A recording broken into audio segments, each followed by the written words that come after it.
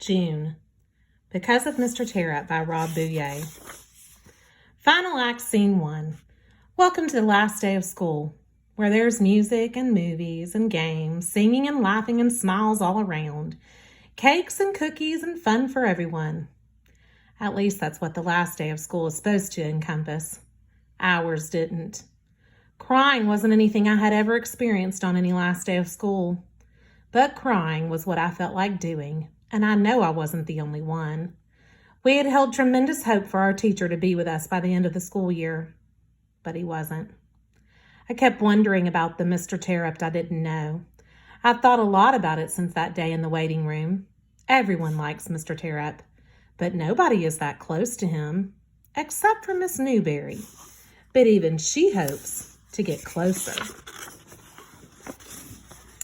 Part of me thinks that it's not just him they're all concerned about, but us too, because they know we're the ones who are really close to him. But how can I even say that or think that when I don't truly know him? Maybe it's because it doesn't matter how well we know him. We love him. I haven't talked to anyone else about this, not even my mom. I want to, but what's the point? He's not here. Mr. Terupt didn't make it. Alexia. I went to see Teach last week and like the nurses and they were doing something and that I had to come back. I was mad, but I didn't really think anything was up. Now I'm beginning to wonder if maybe something's going on. Miss Williams and Miss Newberry are definitely acting strange. Like Miss Williams is way too perky, humming to herself and talking with silent nods to Mrs. Newberry, who's been poking her head into our room one too many times today. I'm beginning to wonder if Teach woke up, and like they've been keeping it a secret so that they can surprise us. I'm telling ya, something's up. Danielle, dear God, I don't want to be mad at you, but I am. You haven't listened to my prayers. If you had, Mr. Terupt would be here. We need him.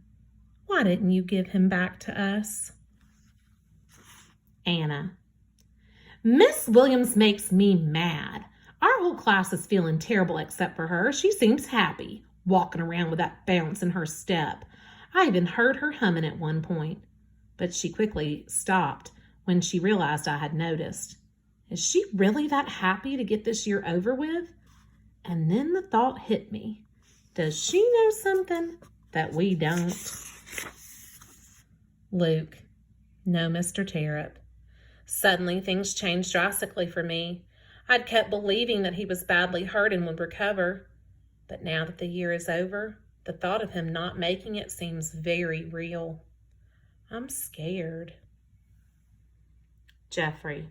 I don't know what's going on with Miss Williams, but I want to punch her. This is the worst day of the year, and I see her wink at Anna. What's the matter with you? I want to scream at her. I don't care if she's the principal. In case you didn't notice, Terupt's gonna die. I don't want to yell at her, too. But I keep all my anger inside. Don't you dare wink at me, lady. Jessica. Final Act, Scene 2. All day long I fought back tears, and now tears streamed down my face. I couldn't believe it. Mr. Terupt made it. He was here and he was okay. We rushed out of our seats, our bodies pressed together in a giant class hug. I missed you, he said. We missed you too, we shouted. I love you guys, he said, bending down to our level. He looked at each one of us and hugged us one by one. He hugged me. I love you, Mr. Terupt, I said. The words danced out of my mouth. I love you too, Jessica. We hugged some more, and then Mr. Terupt spotted Peter. Peter hadn't been a part of the hug. He was still sitting in his seat, probably too scared to move, too frightened to think what Mr. Terupt might do or say to him. Mr. Terupt stood up and walked over to Peter. We watched, and he taught us like he did every day we were with him. He showed us how to forgive. Luke. Miss Williams spoke up. Boys and girls, I do have one announcement before I leave you with your teacher. She smiled. The school board has decided that next year will be an experimental year. We're going to try looping in one classroom." "What's that?" Anna asked. "Looping is when a class and the teacher move on to the next grade together," Miss Williams said. It got quiet fast, real quiet, hold your breath quiet. Was everybody wondering the same thing?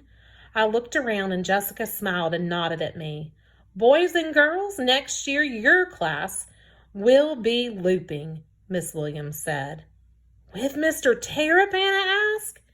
"Yes," Mr. Terupt answered. We jumped and screamed and hooted and hollered. I saw Miss Williams heading toward the door, and I ran over to her. "Miss Williams," I said, as she was about to leave, and she turned around. "Yes, Luke." "Thank you," I said, and then I felt a sudden quietness behind me.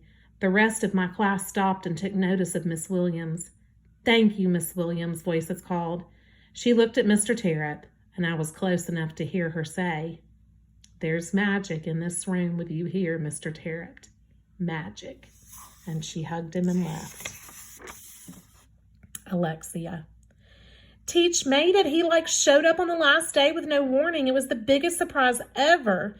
Everyone ran over and hugged him, and then Teach went over and hugged Peter. I liked Teach so much when he did that. It made me think of the day he took me out in the hall. Teach knew how to be nice. He didn't say one thing and do another. Not Teach. After things calmed down, I went up to him. "I've been nice now, Teach," I said. "You'd be proud." "You've always been nice, Lex," he said. "You just figured out how to show it. But you're right. I'm very proud of you." "I can't wait till next year," I said. "I can't wait either. I missed you." And then I hugged Teach again. "I love you, Teach," I said. "I love you too." So now it's wait till next year. And I can't. Jeffrey.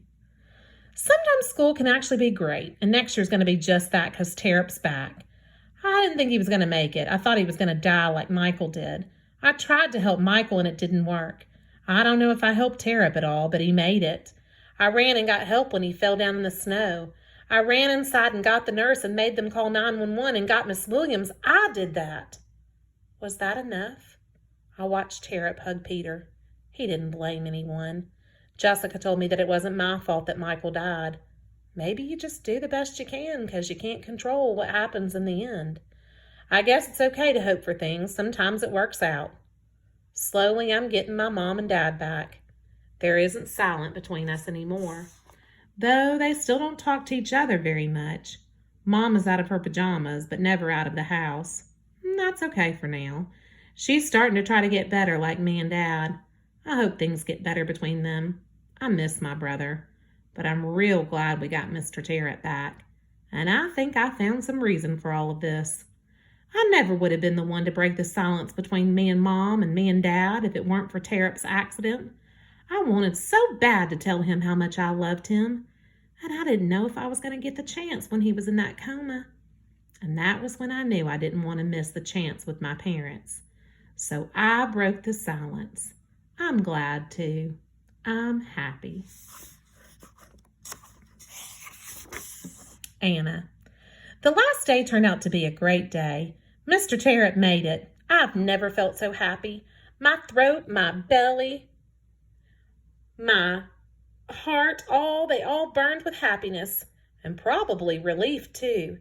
And then we found out about this looping thing, and I felt the good hurt inside all over again. Bus 9 is now loading. The call came over the speakers. See you soon, Mr. Terupt, I said, and I ran over and gave him another quick hug. Have a good summer. You too, Anna, he said. And Mr. Terupt, and I looked at him and he looked down at me. I think Miss Newberry might have the hots for you in case you're interested, I smiled. He smiled back. Matchmaker, Anna. Thanks for the tip. Bus 9. Last call for Bus 9, the loudspeaker announced. I hurried out of room 202 with my head held high. I never made it to Bus 9, though. I got downstairs to the lobby and ran into Mom and Charlie. Hey, kiddo, Charlie said. Hi, guys, I said. Are you here to pick up Danielle, too? She's still upstairs. I barely got those words out of my mouth before I saw the answer to my question. Danielle's mother walked into the lobby. She spotted us right away. "Hi, Mrs. Roberts," I said, finding no small amount of courage. "Would you like for me to go upstairs and get Danielle for you?" Not needed. Danielle came through the stairwell door and entered into the lobby. She took a second to look at everyone, and then she and I exchanged a knowing glance, bracing ourselves for whatever came next. There would be no disappointments on this day. It was a day of happiness and celebration. "Hi, Miss Roberts," Mom said, offering her hand to shake. "I'm Terry Adams, and this is my daughter, Anna. We didn't meet properly at the hospital. We'd love to have you and Danielle come over this afternoon, maybe for a cup of tea or coffee, and some hangout time for the girls." The ball lay in Miss Roberts' court now. I let my breath out when I saw her shake my mom's hand. "Please call me Susan," she said. "Danielle and I would be happy to come over." She glanced at Aunt Danielle, who nodded excitedly, but without hiding the shock of her face. And then Miss Roberts looked at Charlie. Mr. Terupt came out of the lobby at some point during all of this and gave Danielle and me a thumbs-up sign. It was as if he knew the whole story. Did he? We waved goodbye to the best teacher in the whole wide world. Danielle. It started with an old friend, Alexia, who wasn't really a friend. In came this new girl, Jessica, whom I liked but was told not to like. Somewhere in between, I became friends with Anna. We worked with the collaborative classroom and had this huge Ramadan project. And that old friend who I figured out wasn't a friend at all was kind of on her own. I had Jessica and Anna. And then the accident happened. While Jeffrey ran for help, I held Mr. Terupt's head, putting my hat and coat under it so that it wasn't lying on the cold snow. I went to visit Mr. Terupt in the hospital with Jessica and Anna and found an old friend there. Alexia was Lexi again, except new and improved. James left, but he made us see Peter again. And then we played the wait-and-see game. Until today. Today, Mr. Terupt came back, and then we found out that we were looping and we'll get to be with him again next year. I can't wait to tell Grandma the news. She's the one who helped me when things got tough, and she said a lot of prayers for us. I don't think I'll tell Grandma about the end of the day news, though. I'll leave that up to Mom. I just wished Anna a great summer and watched her head out of the classroom to catch her bus when Mr. Terupt said, "Danielle, I see your mother walking across the parking lot." He was looking out the window. "She must be here to pick you up." "Okay, thanks," I said, and I grabbed my stuff. "Have a great summer. I can't wait for the fall." "Bye, Danielle," he said, and I ran over and hugged him once more. "I'm so glad you're back," I told him. I let go, looked in his face, and then hurried downstairs. I got down to the lobby and I saw everyone, Mom, Charlie, Anna, and Terry. Was Charlie with Mom or Terry? Oh boy, I thought, but things worked out. Mom shook Terry's hand and accepted her invitation for coffee. Mom looked at Charlie after, but didn't say anything or make any sort of face. She was going to try real hard for us. And as we were leaving, Mr. Terupt gave us a thumbs-up sign. How long had he been watching? And how much did he know? Dear God, it's Danielle down here, full of love. Thanks for giving me my teacher back, and again for next year. And thanks for helping my mom give Terry and Anna a chance. Maybe now you can start to work on Grandma. She's going to be a whole lot tougher to persuade. Amen. P.S. I'm sorry I got mad at you. Peter. Out of nowhere I heard the screams, "Mr. Terupt!" And everyone around me jumped up and ran to the door. And I couldn't believe it was Mr. T. He was back. And I started crying. Mr. T was alive. And he was here, and I stayed in my seat trying to look small. But he spotted me, and the room grew quiet as Mr. T walked toward me. I was scared again, and Mr. T got down on his knees and looked directly into my eyes. And then came the best hug I've ever felt, and Mr. T wrapped his arms around me and gave me a huge squeeze, and I squeezed him back as tight as I could, and my body shook and I sniffed my snotty nose. "It's okay, Peter," he whispered in my ear. "I forgive you." And suddenly I felt lighter. A lot lighter. Jessica. Final act, final scene. I've realized something. It's not California I long for anymore, or even Dad. It's 6th grade and another year with Mr. Terupt. I want to ask him about his family and tell him to let Miss Newberry get close because she truly cares about him. But now isn't the time. There will be lots of opportunity for that when school starts up again.